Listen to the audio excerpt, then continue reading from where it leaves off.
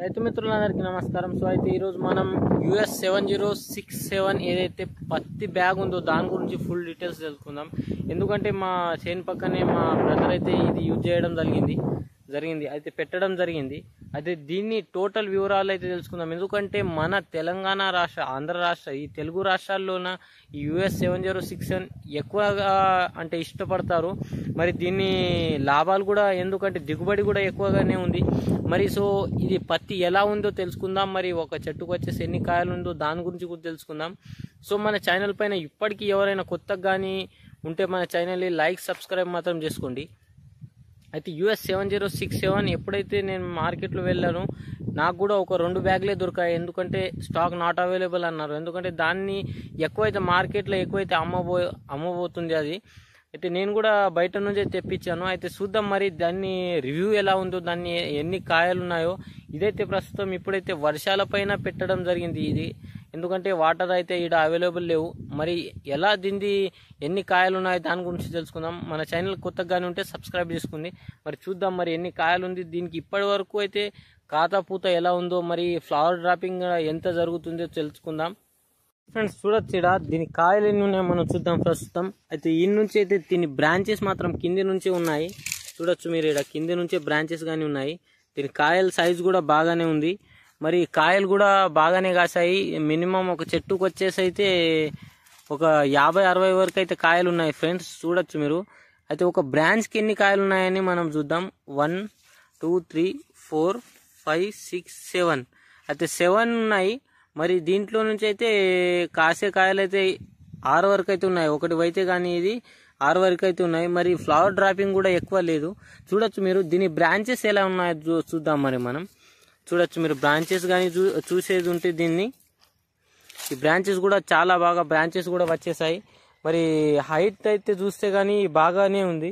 మరి దీని కాయలు కూడా ఒక 60 వరకు అయితే కాయలు ఉన్నాయి. మరి ఈ ఏదైతే మనం US 7067 అయితే బాగానే ఉంది. ఎందుకంటే ఈ మార్కెట్లో చాలా అమ్ముడు పోయే ఇదైతే పత్తి బ్యాగ్ అన్నమాట. సో ఫ్రెండ్స్, దీన్ని ఏదైతే మనం బ్రాంచెస్ చూసాము, దీని హైట్ కానీ చూస్తే చూడొచ్చు మీరు.